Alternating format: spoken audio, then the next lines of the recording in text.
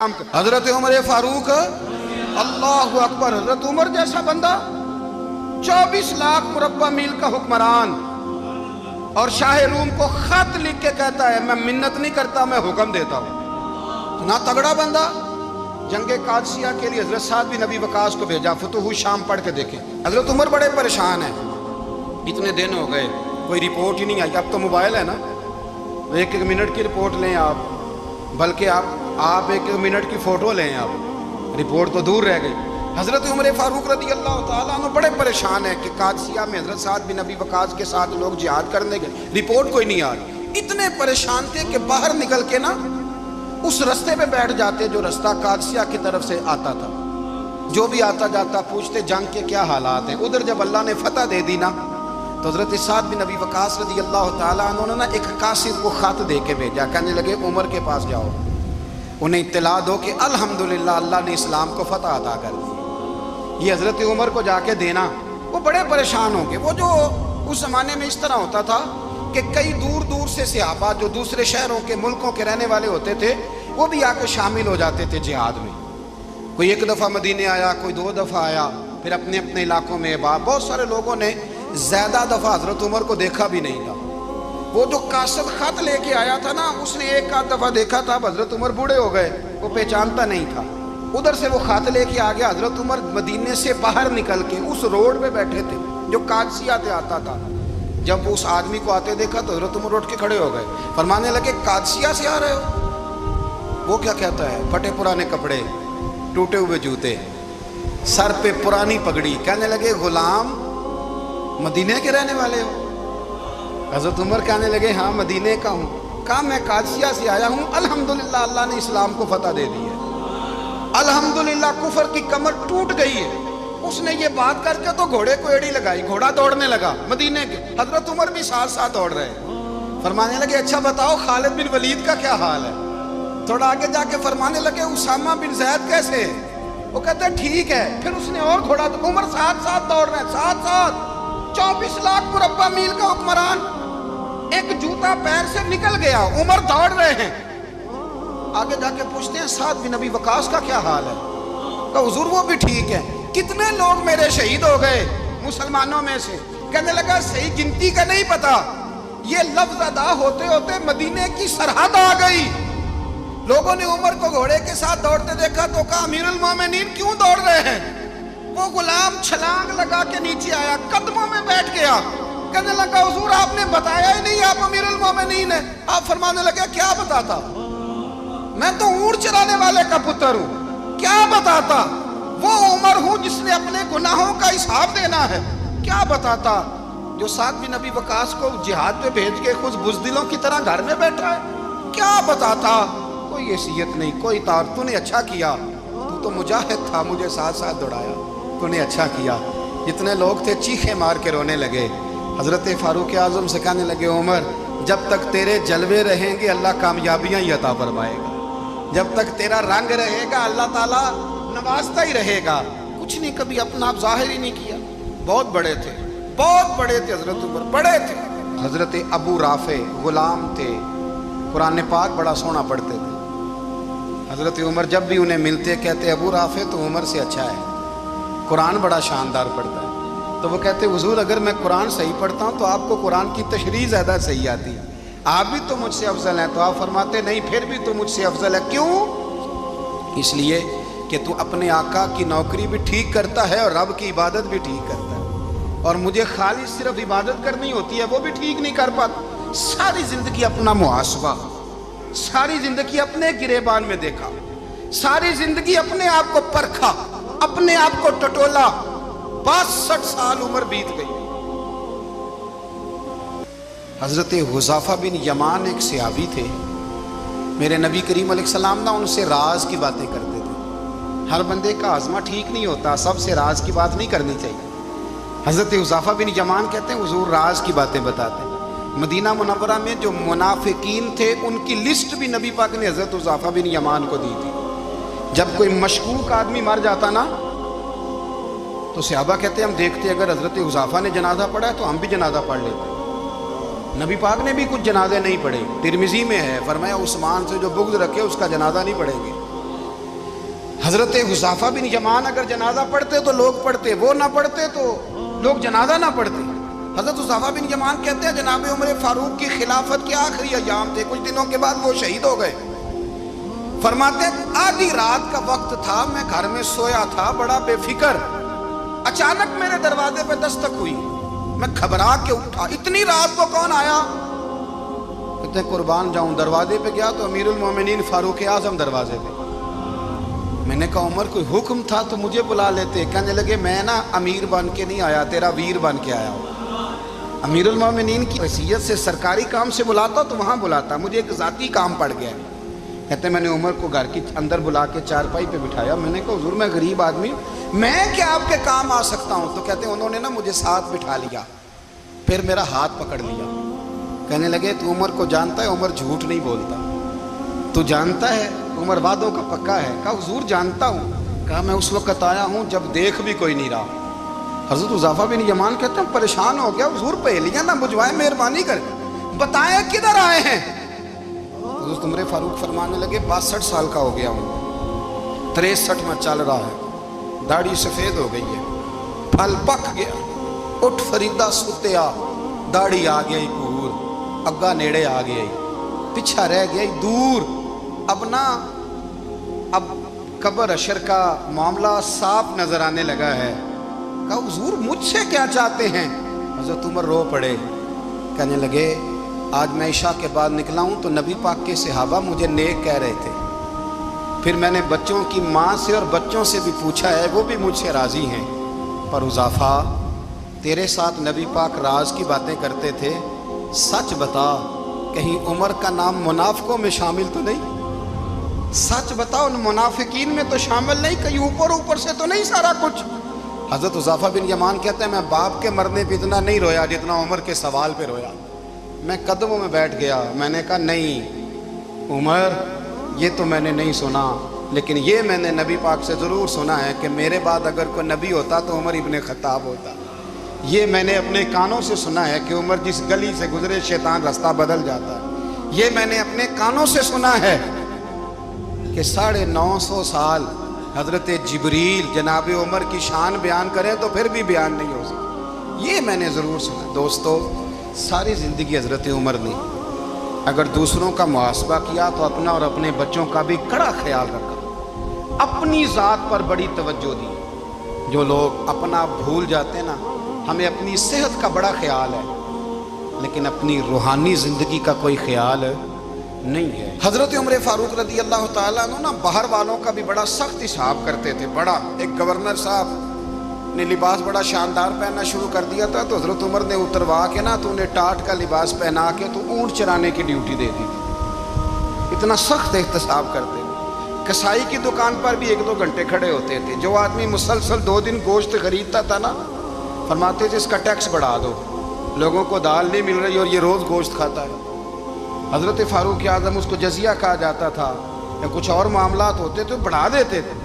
مسلسل جو 2 دن آدمی گوشت کھاتا تھا فرماتے تھے مدینے میں غربت ہے، اگر یہ والا نظام تم کرو گے تو غریب لوگ کس کی طرف دیکھیں گے؟ لیکن اس سے زیادہ بڑھ کر جو ان کی زندگی کا معیار اور سٹیٹس تھا وہ یہ تھا کہ اپنے گھر کا خاص خیال رکھتے، خاص توجہ کرتے۔ ملک شام سے اور ایران سے کچھ لوگ آپ کی خدمت میں آئے تو وہاں سے کچھ کنیزیں بھی آئیں، ان کے بادشاہ کا پیغام لے کے۔ شاہ ایران کی کنیز کو ملکہ نے کہا کہ نا حضرت عمر کی زوجہ کو دیکھ کے آنا ذرا کس طرح کی ہے۔ ہمارے ملک میں کیا کہتے ہیں خاتون اول، باقی سارے دوؤں میں خاتون اول، ذرا خاتون اول کو دیکھ کے آنا۔ تو وہ جب آئی نا گھر میں ملنے تو کہا کہ مجھے میری ملکہ نے کہا تھا کہ عمر کی زوجہ سے اہلیہ سے ملاقات کر کے آنا، تو حضرت عمر کی اہلیہ نے نا ایک جوڑا کپڑوں کا دے دیا ملکہ کے لیے اور ایک خوشبو کی شیشی دے دی۔ اب جب وہ تحفے وہاں گئے تو اس ملکہ نے نا کچھ سونے کا سامان بھیجا، کچھ زیورات بھیجے، کچھ تحائف بھیجے۔ جب حضرت عمر کے گھر آئے نا وہ خادم لے کے آیا، اس نے کہا جی آپ کی اہلیہ نے تحفے بھیجے تھے، تو جواب میں شاہ ایران کی بیوی نے یہاں جس ملک کا وہ سفیر تھا انہوں نے بھی یہ بھیجے۔ تو حضرت عمر فاروق نا وہ تحفے لے کے گھر گئے تو جا کے کہنے لگے اپنی اہلیہ سے یہ تو کب سے تحفے تحائف بھیجنے لگ گئی ہے؟ یہ کب سے نظام شروع ہو گیا؟ تو کہ حضور تحفہ دینا لینا تو ٹھیک ہے، سنت ہے، محبت بڑھتی ہے، تو یہ کوئی قباحت نہیں، اور میں نے اپنی ذاتی استعمال کے لیے جو چیزیں رکھی تھی وہ میں نے دی ہیں۔ تو حضرت عمر فاروق رضی اللہ تعالیٰ عنہ فرمانے لگے ہم نے کسی ملک کے ساتھ اور اس کے بادشاہ کے ساتھ ذاتی تعلق نہیں بنانا، تعلق جو بھی بنے گا رسول اللہ کے دین کی برکت سے بنے گا، ذاتی رشتے نہیں ہم نے قائم کرنے۔ ذاتی آپ کے ملک کی جو ایئر لائن جس کا ہر سال خسارے کا ڈنڈورا پیٹا جاتا ہے نا، وہ ہمارے بادشاہ صاحب اور صدر صاحب اگر غیر ملکیوں کو گھوڑا کبھی بھیجنا ہو نا، گھوڑا، تو پورا ایک جہاز گھوڑا لے کے تحفے میں جاتا ہے، پورا جہاز غریب قوم کا یہ سرمایہ، اور قوم بڑی بادشاہ ہے، لائنوں میں لا کے ووٹ دیتی ہے، دو کام ہمیشہ لائن میں لا کے کرنے، ایک بل لائن میں لا کے جمع کرانا ہے اور ایک ووٹ لائن میں لگ کے، تاکہ پھر پورے 5 سال لائن میں ہی لگے رہیں۔ مرضی سے آپ ووٹ دینا، پر جو بات درست ہے اس کو سنو۔ حضرت عمر فاروق رضی اللہ تعالیٰ عنہ نے اپنی اہلیہ سے پوچھا کتنے کا تھا وہ تیرا جوڑا اور خوشبو کی شیشی؟ انہوں نے کہا 3 دینار کی۔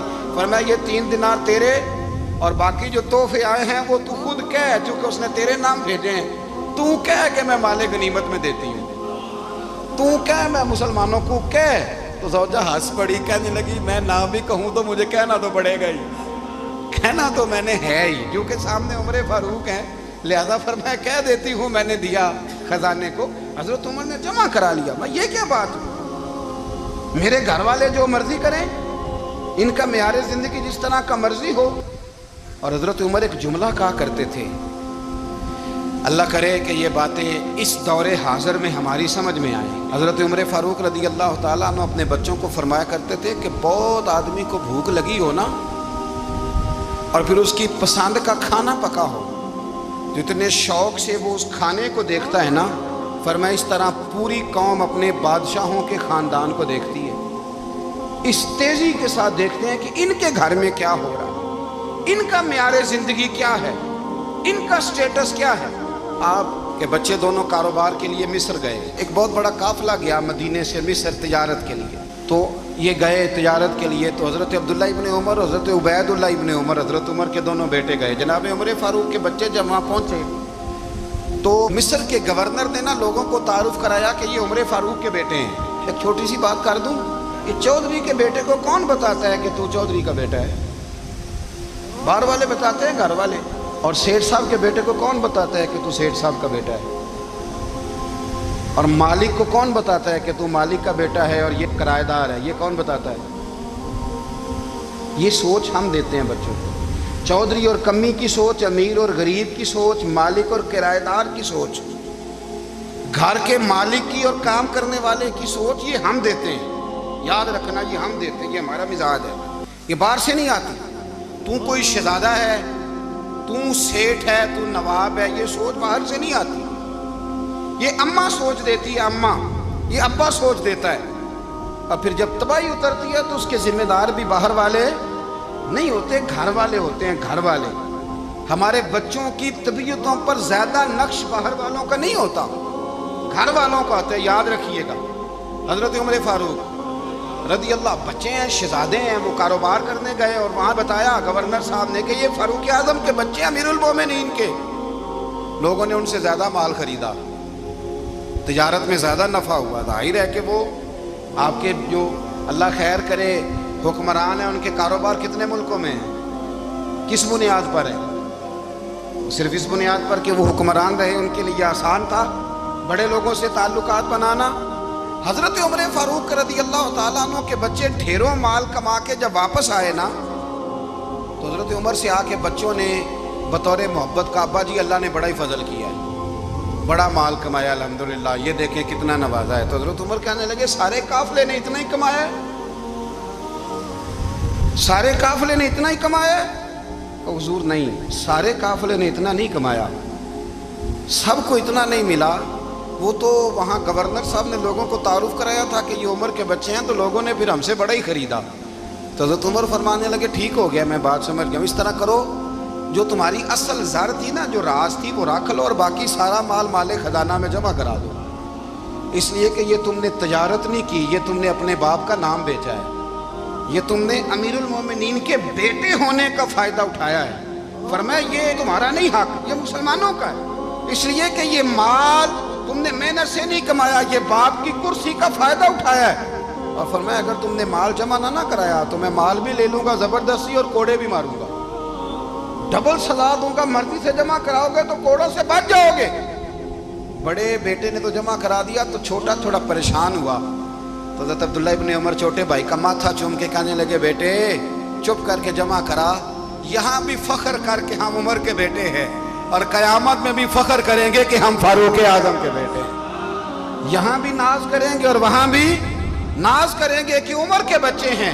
ہمارے باپ نے خود بھی حلال ہی کھایا ہے، اور جب ہماری کمانے کی باری آئی ہے تو ہمیں حکم بھی حلال کھانے کا دیا۔ بھائی ہمارا مزاج نہیں۔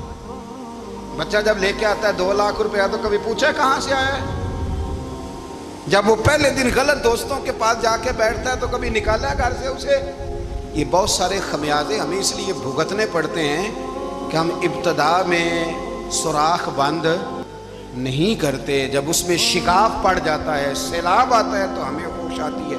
حضرت عمر نے اپنے گھر میں نگرانی رکھی، کڑی نگرانی۔ زیادہ نماز گھر میں پڑھتے تھے حضرت عمر، نفلی نمازیں زیادہ کیوں بلا؟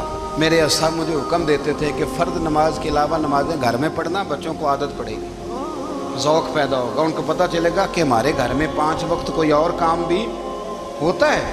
بھائی یاد رکھیں کہ آپ نے اگر سجدہ کرنا ہے تو بچہ لیٹ جائے گا، اسے پتہ کوئی نہیں سجدہ کیا ہے، لیکن جب گھر میں کبھی قرآن ابا جی کھول لینا، میں اکثر کہتا ہوں جب ابا جی کا موڈ بن جائے نا لیکچر دینے کا، وہ گھر میں شروع ہو جاتے ہیں، کہتے ہیں آپ لوگ نماز نہیں پڑھتے اس لیے میرے کاروبار میں برکت کوئی نہیں، تم سویرے قرآن پاک نہیں کھولتے تو میں تباہ ہو گیا۔ تو میاں آپ نے کب گھر میں قرآن پاک کھولا تھا؟ آپ نے کب نماز پڑھی؟ آپ نے کب گھر کے اندر اللہ رسول کا ذکر کیا تھا؟ آپ نے کب حدیث چھیڑی تھی؟ آپ نے بھی تو گھر کے اندر جب بھی آپ آئے ہیں تو آپ نے وہی کچھ کیا جو دنیا دار کرتے ہیں۔ آپ بھی تو اپنا موبائل لے کے الگ کونے میں بیٹھ گئے، آپ نے بھی تو کہا ہے کہ اب تمہارے چینل ختم، اب میری مرضی والا چلے گا۔ تو جو آپ نے کیا ہے بچے بھی وہی کام کریں گے۔ آپ نے بھی گپ شپ لگائی ہے تو وہ بھی لگا رہے ہیں۔ یہ سمجھ لیں جو کام آپ کریں گے آپ اپنے بچوں کی سیرت میں اس کا جلوہ دیکھ لیں گے۔ بڑی پکی سی بات ہے کہ آپ کو بچے کی عادتیں دیکھ کے سمجھ آ جائے گی کہ میں بھی یہی کرتا تھا اور یہ بھی۔ حضرت عمر فاروق رضی اللہ تعالیٰ عنہ وصال فرما گئے تو آپ کے وصال کے بعد حضرت عثمان غنی رضی اللہ تعالیٰ عنہ نے آپ کی ایک بیوہ سے نکاح کیا، حضرت عمر کی ایک بیوہ سے۔ جب وہ آپ کے نکاح میں آئی تو کہنے لگی حضرت عثمان غنی سے کہ حضور نہ تو میں خوبصورت ہوں اور نہ میں جوان ہوں، نہ آپ کی کوئی خدمت کر سکتی ہوں، میرے ساتھ نکاح کرنا سمجھ میں نہیں آیا۔ کیا شاندار جواب دیا حضرت عثمان غنی نے، کیا خوبصورت جواب دیا۔ فرمانے لگے میں نے اس لیے نکاح نہیں کیا کہ مجھے تمہارے حسن سے دلچسپی تھی یا تمہاری خدمت کی ضرورت تھی، میں نے تو اس لیے نکاح کیا ہے کہ مجھے بتاؤ عمر فاروق گھر کے اندر اپنے رب کی عبادت کس طرح کرتے تھے، وہ قرآن پاک کس طرح پڑھتے تھے، وہ رویا کیسے کرتے تھے، استغفار کا طریقہ کیا، کس وقت کس انداز میں وہ اپنے رب کو یاد کرتے تھے۔ اس لیے کہ عمر کئی دفعہ گھر سے آتا تھا تو میں اس کے چہرے پر نور دیکھا کرتا تھا، میں روشنی دیکھتا تھا، ایک معیار دیکھتا تھا۔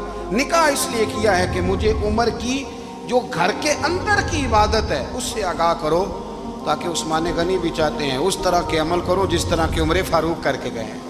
بھائی جب تک ہم اپنے گھر میں وہ توجہ نہیں دیں گے، وہ مزاج دیکھیں نا، ہمارے گھروں میں جب نقشہ پاس ہوتا ہے تو ٹی وی لان بھی اس میں ہوتا ہے، ڈرائنگ روم بھی ہوتا ہے، نماز کی جگہ بھی ہوتی ہے نقشے میں۔ صحابہ جب گھر بناتے تھے تو ایک مسجد بیت کا نقشہ پاس کرتے تھے، ذہن میں رکھتے تھے کہ یہ کونا نماز کے لیے، وہاں جوتے لے کے کوئی نہیں جائے گا، وہاں نماز پڑھی جاتی تھی، عورتیں وہاں اعتکاف کرتی تھیں۔ ٹی وی لان تو آ گیا ہے اور گھر کے اندر ٹی وی رکھنے کے لیے تو ایک کمرہ الگ سے بنا دیا گیا ہے، اور اب جو نئے نقشے پاس ہو رہے ہیں اس کے اندر گھروں کے اندر جگہ بنائی گئی ہے جہاں کمپیوٹر رکھے جائیں، اور بچوں کے لیے وائرنگ ہوگی نیچے تاکہ انہیں کوئی مشکل درپیش نہ ہو۔ یہ ساری چیزیں ہم نے نہانے کے لیے گھروں کے اندر اتنے بڑے واش روم بنائے ہیں کہ لگتا یہ ہے کہ سوائے نہانے کے اور کام ہی نہیں کوئی گھر میں ہوگا، ہر چیز آ گئی۔ اور اللہ کرے کوئی تفسیر بھی ٹیبل پہ پڑی نظر آئے، کوئی حدیث کی کتاب بھی ٹیبل پہ پڑی نظر آئے۔ اللہ کرے کہ جس طرح ابا لطیفہ سن کے آتا ہے تو جب تک سنا نہ لے اسے ہضم نہیں ہوتا، اللہ کرے کہ وہ جمعے میں بیان سن کے جائے تو اس کا بھی دل کرے میں اپنے بچوں کو سناؤں. وہ نبی پاک کی کوئی حدیث کہیں سے سنے تو گھر جا کے سنائے. جب تک یہ معیار نہیں بنتا آپ کیسے توقع کرتے ہیں کہ گھر کے اندر اللہ کی رحمتیں نازل ہوں گی؟ آپ یہ کیسے توقع کرتے ہیں کہ گھر کے اندر وہ معیار اور وہ مزاج بنے گا؟ حضرت عمر فاروق نے ذاتی زندگی پر جو توجہ دی، گھر والوں کے معیار پر جو توجہ دی حضرت عمر فاروق رضی اللہ تعالیٰ عنہ نے، وہ بھی بڑی دیدنی ہے. حضرت ابو موسیٰ اشعری کو نا آپ نے وزیر خزانہ بنایا تھا. تو حضرت ابو موسیٰ اشعری کہتے ہیں کہ حضرت عمر کو شیخ خزانے میں رہنے تو دیتے نہیں تھے. تو ایک دن نا میں صفائی کر رہا تھا اس کمرے کی جس میں خزانہ رہتا تھا. ہمارے تو ملک میں جو جاتا ہے وہ صفائی کر کے ہی جاتا ہے، اللہ خیر کرے. اور خیر معیار بدلتا ہے. جو پچھلی حکومت ہوتی ہے وہ قرضہ اٹھاتی ہے، وہ باہر سے جاتی ہے تو قرضہ لے کے آتی ہے، اور جو نہیں آتی ہے وہ کہتی ہے ہمیں پیکج مل گیا ہے. وہ قرضہ نہیں اٹھاتے. ان کو کیا ملتا ہے؟ یعنی پچھلی نے قرضہ لیا تھا اور ہم نے، واہ جی واہ کیا خوبصورت انداز ہے. اس کا نام بدل کے نا انہوں نے قرضہ لیا تھا اور ہم نے، میں کہا بڑے شاندار سیانے بندے ہو گئے. حضرت سیدنا ابو موسیٰ اشعری کہتے ہیں کہ میں نے نا مال غنیمت کی صفائی کی تو 1 دینار مجھے نا کہیں پڑا ہوا مل گیا. تو فرماتے ہمیں اجازت ہوتی تھی کہ 1 دینار ہم اپنی مرضی سے کہیں خرچ کر سکتے تھے. اگر آپ ناراض نہ ہوں تو ہمارے ہاں جب چیئرمین صاحب، ناظم صاحب ٹھیکے دیتے ہیں تو ٹھیکیدار ان کا چھوٹا بھائی ہوتا ہے یا چچا کا بیٹا ہوتا ہے یا خالہ کا بیٹا ہوتا ہے. وہ خود ناظم ہوتے ہیں اور ان کا چھوٹا بھائی ٹھیکیدار ہوتا ہے. یعنی وہ نا سارا کچھ گھر کے اندر ہی رہتا ہے. گھر کے اندر ایک پیسہ دیتا ہے، دوسرا واپس اس کو واپس کر دیتا ہے. گھر کے اندر ہی. اب تو خیر ہمارے لوگ سمجھدار ہو گئے. ایک بندہ ایک سیاسی جماعت میں ہوتا ہے، دوسرا دوسری میں، اور تیسرا جس کی بھی حکومت آئی حکومت تو ہماری رہے گی نا. ایک بندہ تو ہے نا اس جماعت. یہ اچھا لوگوں نے ایک طریقہ نکالا. تو حضرت عمر کے بیٹے گزر رہا تھا تو حضرت ابو موسیٰ اشعری کہتے ہیں میں نے صفائی کی تو 1 دینار نکلا. تو میں نے وہ 1 دینار نا حضرت عمر کے بیٹے کو دے دیا. میں نے کہا لو بیٹا اپنے چچا کی طرف سے تحفہ. تو گھر جا کے انہوں نے حضرت عمر کو بتایا کہ چچا نے پیسے دیے ہیں. چھوٹے بچے تھے. حضرت عمر نے حضرت ابو موسیٰ اشعری کو بلا لیا اور بلا کے فرمانے لگے میں تو تمہیں اپنا دوست جانتا تھا اور تم نے میری اولاد کو ہی دنیا دار بنانا شروع کر دیا. میرے بچوں کو ہی تم نے دنیا دار پیسوں پہ لگانا شروع کر دیا. میں تو تمہیں یار سمجھتا تھا. فرمایا تمہیں چاہیے تھا میرے بیٹے کو نصیحت کرتے کہ بیٹا پیسوں سے رب راضی نہیں ہوتا، اس کی رضا والے کام کیے جائیں تو رب راضی ہوتا ہے. اور فرمایا تمہیں کوئی اور گھر نہیں ملا تھا تباہ کرنے کے لیے، میرا ہی گھر ملا تھا. اٹھاؤ اپنا دینار اور خبردار آج کے بعد میرے بچوں کے ساتھ یہ والی نیکی نہ کرنا. اور ہمارا کیا سٹیٹس ہے؟ دوستی ہے ہی اس سے جو تحفے زیادہ دے، جو بچوں کو خراب کرنے میں مدد زیادہ کرے اس کے ساتھ گرا. حضرت عمر نے گھر پہ اور سب سے بڑھ کر اپنی ذات پہ توجہ کی. حضرت ابو مالک رضی اللہ تعالیٰ عنہ کہتے ہیں میں عمر کے پیچھے پیچھے ایک باغ میں گیا، اکثر اس باغ میں جایا کرتے تھے. اور عمر جا کے نا تو درخت کے نیچے بیٹھ گئے اور فرمانے لگے او امیر المومنین اللہ سے ڈر جا، ورنہ جس رب نے حکومت دی ہے وہ عذاب بھی بڑا دے گا. ڈر جا رب سے. کبھی ساری زندگی حضرت عمر نے اپنا کوئی تعارف نہیں کرایا، کبھی نہیں. ایک بندے نے آپ کے سامنے تعریف کر دی آپ کی تو فرمانے لگے تو خود بھی ہلاک ہوا اور مجھے بھی ہلاک کر دیا. کیا ضرورت پڑی ہے میری تعریفیں کرنے کی؟ اتنی دیر میری تعریف میں لگائی. اللہ کا ذکر کرتا رب تجھے ثواب دیتا، حضور پہ درود پڑھتا تو رب تیرے اوپر رحمتیں نازل کرتا. کس چکر میں؟ آج جتنا اچھی کوئی خوشامد کرے اتنی اچھی وزارت ملتی ہے، جتنی اچھی اس کو جو ہے وہ چاپلوسی کرنی آیا درجہ بھی اسے اتنا ہی اچھا ملتا.